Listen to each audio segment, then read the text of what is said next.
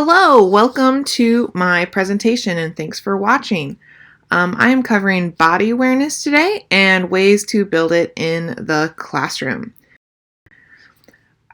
I really like this quote by Irene Dowd. It says, "Avoidance of boredom is the best injury preventative." This is my motivation for why I'm interested in body awareness. I think students experience, and it's been shown in research, that they experience pain and discomfort from day one and when they're learning instruments in our classroom. And I think if we can build awareness, but then also make it something that's exciting about how they're playing their instrument, it will enhance them as musicians and enhance the learning in our classroom. The two sources that I shared in my prospectus that I am covering today in my presentation are first, The Joy of Movement, and then second, The Embodied Teen. Both were curriculum books that shared lesson plans on the first one, The Joy of Movement, was for preschoolers, and then the second one was specifically The Embodied Teen for adolescents. Both of them are specifically for a separate movement or somatic learning class, and the lessons ended up being, there wasn't very much room for interpretation, but I hope that I can share with you today some of the principles that I learned, as well as ideas of how to incorporate it in the classroom in an organic way. So first, I want to talk about movement and large motor skills, some ideas to consider as you're bringing these principles into the classroom. So first, pathways to large motor skills are the foundation to later learning and then retaining fine motor skills. A lot of times, if a student is struggling with something that is a fine motor skill, it might be that they don't have strong, large, or gross motor skills. So kind of keep that in mind. So maybe if you have a group of beginners that is struggling, one of the things that I got from the reading was start from, ground zero and maybe build some large motor skills so there's at least something to develop the fine motor skills. Something I did not know was about proprioceptors. These are actually special nerves in our body that register our position in space. So say you were holding your hand one way, move to another position, and then come back to that exact same position. Those are the nerves that tell our brains exactly where that first position was. So basically, kinesthetic sense or kinesthesia is developing our proprioceptor nerves, and it's making sure our awareness of our bodies when we are in motion is something that we are aware of. Another thing that I really liked was that both books talked about allowing room for self-correction in movement learning so you can build motor self-esteem and resilience. I think I know I am very quick to jump in and try and fix someone, but if you're leading them through the awareness aspects of something, if they can fix it and they know what's wrong and they feel that, that's going to be better for long-term learning. Knowing our body is key to using our body. I know that seems obvious, but that just kept coming across in both books. And I really liked this quote. This is from The Embodied Teen. "Structure is our physical form. Posture is the way we live in and inhabit our body." So our structure is always there, but how we live in our body is our posture. And I had never thought about it that way. One last idea is that the inner impacts the outer and vice versa. So if you're feeling a certain way, you're going to move in how that feels. So if you're feeling anxious, you're going to move anxiously. Or if you're moving anxiously, that's going to start creating a feeling of anxiety. So maybe keep that in mind if students are trying something for the first time. there's going to be an anxiety, so that's going to come across in how they move. But maybe that'll start to go away, or maybe start with some flowing stuff to get them less anxious as you're starting a new concept.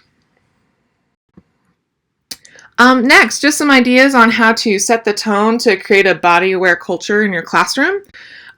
This was shared in the Joy of Movement class. I love this Zen proverb. Move and the way will open. This was a fun little icebreaker that I thought I'd share. It's called island hopping. So it's basically a non-competitive musical chairs. You'll have to be careful about what type of surface you're doing this on. I wouldn't do it on linoleum because you're going to put some hula hoops on the floor. And basically, students are not allowed to be on the hula hoops, which are the islands, as the music is playing. And then once the music stops, they have to be creative about how they get and land on the island. And there's no limit to how many people are on an island. And reading these instructions here, the purpose is really to build a positive mentality about using bodies during class and just kind of normalizing body movement. Emphasize teamwork. There's no, maximum of how many or minimum of what parts of the body, but as long as everyone's on the island and you can start taking away hoops, it's I think would be a really fun activity, especially as we're all starting the school year. It might be a good icebreaker. Okay, so some basic stretches and movements that I think are things to consider that stood out to me most from both of these curriculums. The first one is called responsive moving, and this is the idea that students start to listen to what their bodies need. So it's how I think it would work best possibly in the classroom would be you do certain stretches and movements, and I'll go over some later of some ideas of what you can use, but there's kind of a bank of things they know, and then instead of leading them 100% of the time during maybe some stretching time, make some room for them to choose some movements that they'd like to do based on how they feel. I think that's a really easy way to just automatically start having them listen a little bit more to themselves. Breathing. Breathing is quite fundamental to our existence, but then also take some time to know how breathing works. One of the biggest things that both books emphasized was like learning about the relationship of our lungs to our diaphragm, but then further also understanding that our heart is also in the middle of our lungs and actually encircled by our lungs. So knowing that physically and maybe doing some like body scan things to kind of feel that or listen to that within ourselves. I think it's a very non-threatening way to kind of think about our body because everyone breathes. We're not talking about parts of the body or anything. It's just, hey, do you know how we breathe? And I think it'll benefit them physically, but then we'll also start to enhance musically what we do. This was really something I'd never thought about. The alignment of 3 body weights. So the main parts of our body that have the most weight are our head, torso, and hips, so the pelvis. But they should all be in balance and aligned with each other, but not necessarily like just aligned, but also stacked. I have actually, since I have been doing my final project, I did not realize the top of our spine didn't end or attach to the back of our skull. It actually, I attached this picture on this slide. It is in the middle of our skull. And even in just the last few days since I discovered that for myself, I have carried myself differently knowing that that's where my spine ends. But then you can also see why electronics are an issue because we are constantly forward with our head and our neck. So, I don't know. It was really enlightening to me. And so I think it would be very enlightening to our students to not necessarily alignment, but that balance and the stacking of those 3 areas of the body. This would be a fun activity, I think. It's called What's My Line? This last one on the slide, it is students can imitate like a posture, a stance, or a movement of a particular sport, an event like prom, or like a circumstance. You're sitting at a red light, something like that, to just show how movement has social and cultural meaning in addition to it just being physical. You can also even make it a game somehow, have, kind of charades, but not have students guess each other's movements in small or large groups. But then also, just for some formative assessment, I was thinking they could imitate musicians, and you can kind of see how they're doing posture. Are they curving those fingers, even away just from the instrument? One last thing that I thought was really cool is idiokinesis. It's a fancy word for kind of body imagery. It's basically the process of orienting to gravity and the body to current weight and space. So what you're trying to do is you're designing 2 opposite feelings or experiences simultaneously to create kind of a postural tone. I know that sounds very complicated, but the main thing I want you to kind of get out this is this basic activity at the bottom here. It says head filled with helium, feet with roots in the earth. So if you can sit for a minute when you have a chance, imagine your head filled with helium and what that does for your muscles, and that it's floating towards the sky, but then at the same time having your feet rooted and they're growing towards the earth. I did this myself going through the curriculum, and I cannot even believe how awesome it felt, and I think our students would love to feel that too. I actually am interested in looking into this idiokinesis a little bit more, maybe in the future. Okay, next section is getting to know our bodies. Just some ideas on how to build this mind-body connection maybe easily in the classroom. I have a book recommendation for you. This was recommended in the Embodied Teen book, and I bought it, and it is awesome. So this is an anatomy coloring book, and it just has different body systems and your skeleton, your circulatory system, all these different things, and it just seems like a really simple way to, hey, let's learn about parts of our body, let's make it fun, maybe even a sub-day plan. I just thought I'd share that with you, and it's very recommended by the Embodied Teen author to build the knowledge around our bodies. Here's some just general recommendations to how you can build knowledge around bodies. Calling parts of the body by their scientific name as often as possible. That's something I've never done. I've always just been like, oh, your arm, your forearm. But actually calling, your forearm, oh, make sure you're rotating the bones inside and calling those names. Calling instead of, calling just your leg, say, make sure your femur is this, that was very interesting to me.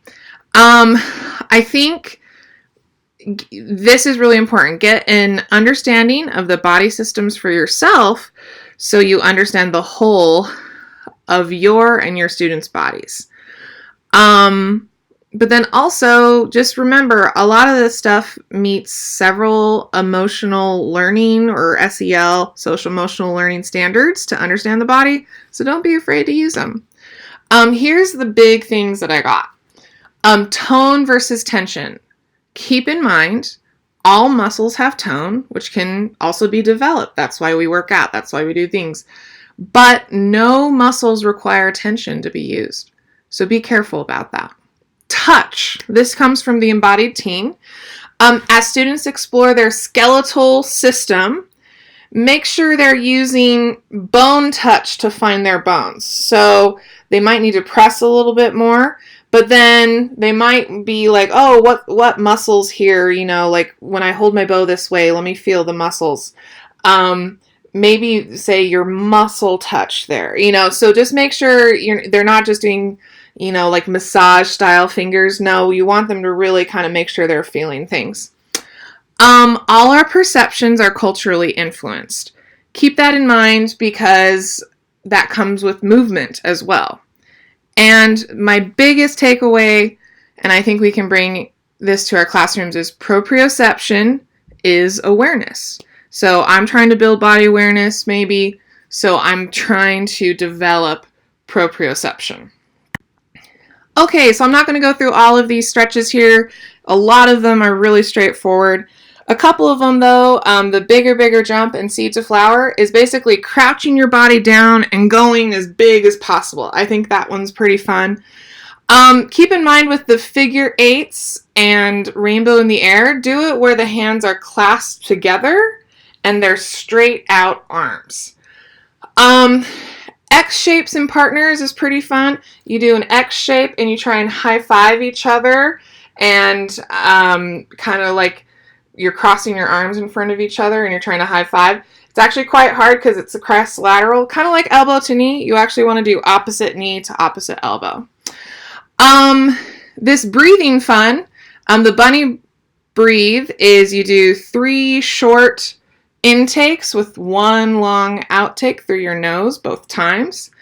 Balloon breath is you move your body like you're filling your body up like a balloon, and when you let it out, your arms come back down. Take 5 kind of reminds me of our breathing that we did in class when we were together in Boston, but basically you breathe in for 5 and you breathe out for 5 counts. Okay, so just a few last slides here to work with some body awareness things that are, not extras, things that we already do. If you go back, I mentioned a few, but there's several exercises that can be done with instruments that I said were maybe first without. I would just recommend you consider heterogeneous, circumstances, and that you think of what are my seated instruments doing at the same time. So here's some playful activities. So maybe when we're learning a physical idea, we could have some bean bags that we're sharing, or each person has their own, and see if you could balance them on different parts of your body to while you're still executing the motion. So this actually is because there's something physically there, it actually helps the brain recognize something's there while I'm still trying to do the motion. It's actually a whole new pathway and something really important to build those proprioceptor nerves. Some variations could maybe be like a paper plate that you're holding on your head, maybe some like little baby pennies if you don't have bean bags. Some movement words, so maybe using the bow by itself or maybe bow and instrument together. You can do a physical movement with that, or you could do maybe like a musical where you're using your bow on the string and trying to do like a movement word. I included some fun words that were included in one of the books. And the variation could be maybe no bows and just instrument alone, but again, consider those sitting instruments. Another thing that I think would be really cool and was discussed a lot in the Embodied Teen book was breathing into a part of the body. So when you're breathing, you can direct your breath to different parts of those body and it eases tension and builds that kinesthesia. So when playing something important or difficult, breathe into that area. So if it's like, hey, remember that high two, or don't miss that shift, say, hey, breathe into that high two, breathe into that shift. And that'll actually change how they think about their body. And it might actually even include the body for the first time as they're thinking about it. And then don't be afraid to breathe into a body system. So breathe into your bones as we play this. Breathe into your muscles as we play this. Which is going into my next slide here. So one of the coolest things that I got from the Embodied Teen book is that you can play, well, in the book it was that you can move, but I think this is applying to our classrooms. You can play from different systems in your body. So embodying or engaging or thinking about these different systems, it engages the proprioceptive nerves differently and then creates different perceptions about these movements. So playing from the bones is different than playing from the organs, say. Or playing from the fascia is different from the joints. And then, of course, the muscles we think about quite often. But here's a quote from the book. Moving from the bones affects a state of clarity and directness, whereas moving from the muscles evokes vitality and power, and moving from the organs evokes emotions and fullness. Moving from the joints and synovial fluid often initiates laughter, and moving from the fascia often brings a sense of ease and interconnection. I think that's fascinating. I've actually, as I've been at work this week, been thinking about this, and I have noticed I move differently because I'm aware of where I'm moving from. And I think if we can bring that to our students, it'll not only build their awareness, but I think it'll build their musicness as well. This was one of my favorite quotes from the author. And just to finish up today, try first, judge later. That's what the author said to her students when she was in class with them. And that is what I want to say to you. Try these things out, judge them later, tell this to your students. And thank you so much for a great class. Here are my references. And I am so excited to see everyone else's. Be well. So I think counterbalance is really something pretty cool. I included this picture here of the activities. If you balance something perfectly, you don't have to use all of your muscles. And so doing these activities, keep in mind, you can lean against the wall or pull against something that's stationary if students don't want to touch.